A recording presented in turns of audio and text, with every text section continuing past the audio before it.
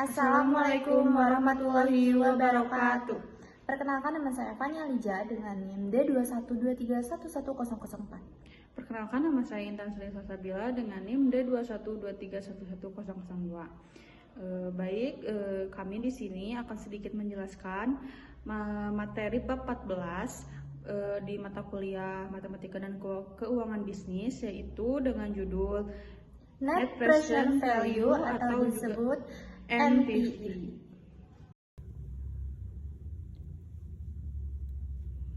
Pendahuluan. Pembagian investasi dalam aset real. Yang pertama, aset real yang hanya mampu memberikan capital gain atau keuntungan pada saat dijual. Contohnya, emas, barang antik, lukisan, koin, perangko, dan tanah. Yang kedua, aset real yang memberikan arus cash periodik dan sering tidak dimaksudkan untuk dijual kembali, tetapi tetap dimiliki atau digunakan dalam usaha aset real produktif. Contohnya, usaha, pabrik, waralaba, franchise, mesin baru untuk meningkatkan efisiensi dan kapasitas produksi, rumah atau apartemen, toko, ruko, kendaraan, angkutan umum untuk disewakan, dan juga meluncurkan produk baru dan lainnya. Karakteristik investasi dalam aset real produktif. Yang pertama, semua pilihan investasi itu memerlukan dana yang cukup besar di awal periode investasi. Yang kedua, keputusan investasi dalam aset real produktif berdampak jangka panjang karena melibatkan banyak dana.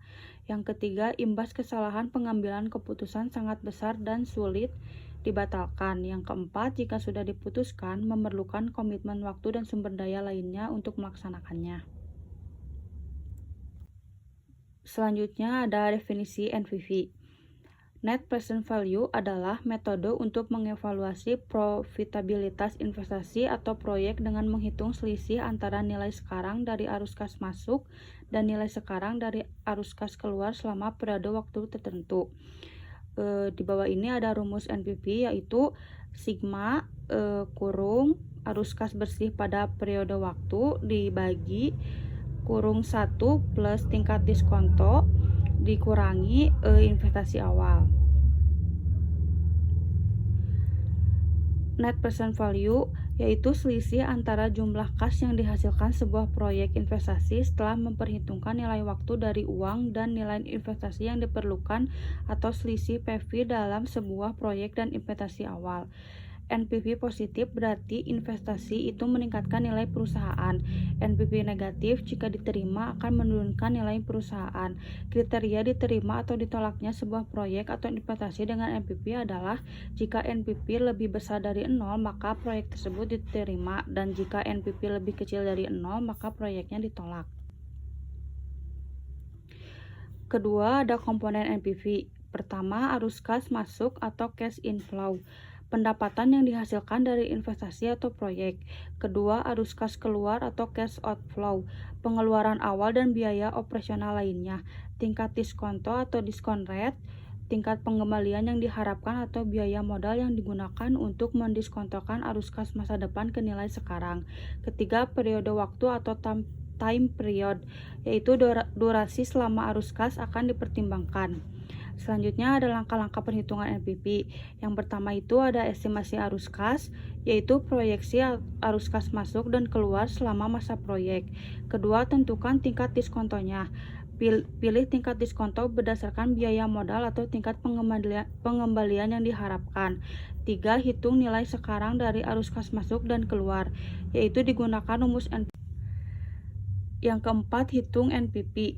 Kurangi total nilai sekarang dari arus kas keluar dari total nilai sekarang dari arus kas masuk. Berikutnya ada contoh kasusnya. Misalkan kita mempertimbangkan investasi dengan biaya awal yaitu $10 dan arus kas yang diharapkan selama 3 tahun adalah $4.000 pada tahun pertama, pada tahun kedua $4.500 dan pada tahun ketiga $5.000. Sedangkan tingkat diskontonya ada 8%. Ya, yang ke-1, diskonto arus kas masing-masing tahun. Kedua, hitung total nilai sekarang dari arus kas masuk. Dan ketiga, kurangi biaya awal untuk mendapatkan NPV. Diskonto arus kas masa depan. Nilai sekarang tahun 1 4.000 dibagi 1 plus 0,08 pada tahun pertama sama dengan 4.000 bagi 1,8 sama dengan 3.703,70. Nilai pada tahun kedua yaitu 4.500 dibagi 1 plus 0,8 pada tahun kedua sama dengan 4.500 dibagi 1,1664, hasilnya 3.857,14. Nilai sekarang tahun ketiga sama dengan 5.000 dibagi 1 plus 0,08 pada tahun ketiga sama dengan 5.000 dibagi 1,2597, hasilnya 3.971,24. Jumlah nilai sekarang arus kas masuk dijumlahin dari tahun ke-1, ke-2, dan ke-3 yang hasilnya itu 11.532,8. 3. Hitung NPV.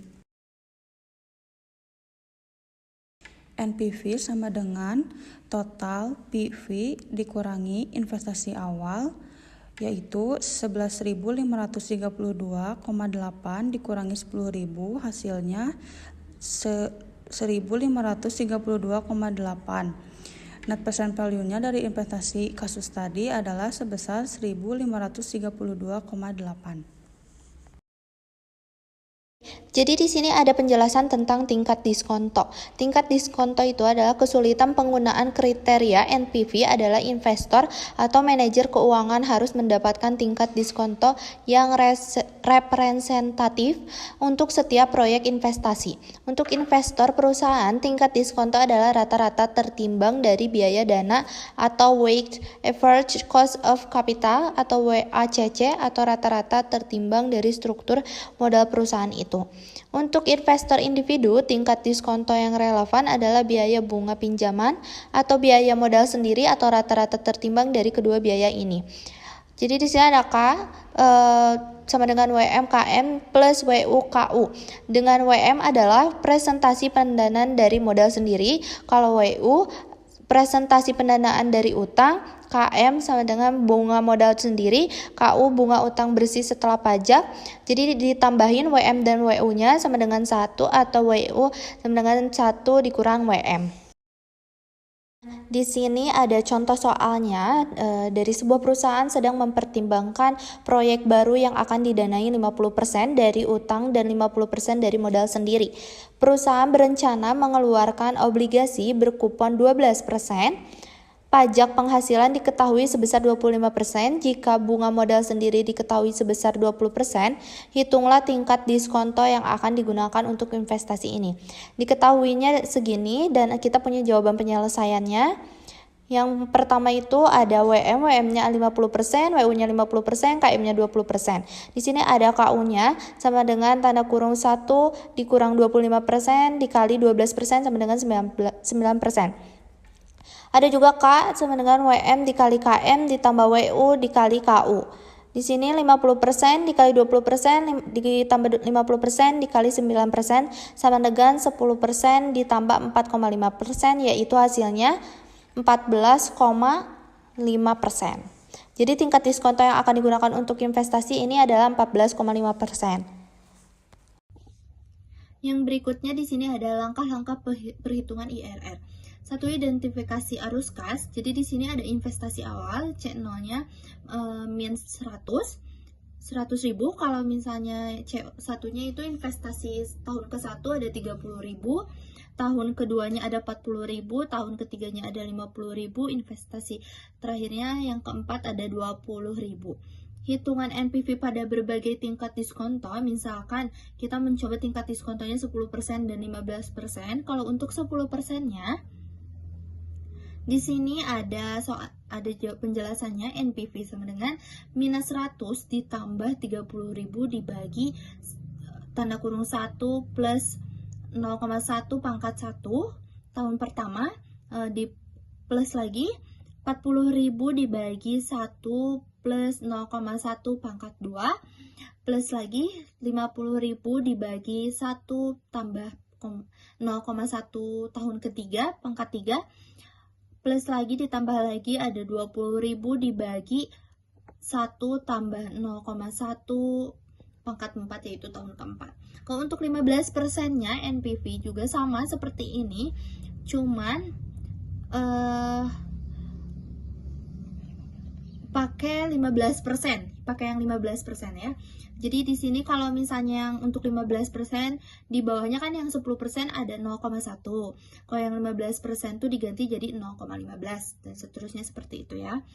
Jadi di sini juga ada interpolasi untuk menemukan IRR menggunakan hasil dari NPV pada berbagai tingkat diskonto. Kita dapat melakukan interpolasi untuk menemukan IRR di mana NPV sama dengan 0. Menggunakan Excel atau kalkulator keuangan, IRR dapat dihitung dengan lebih mudah.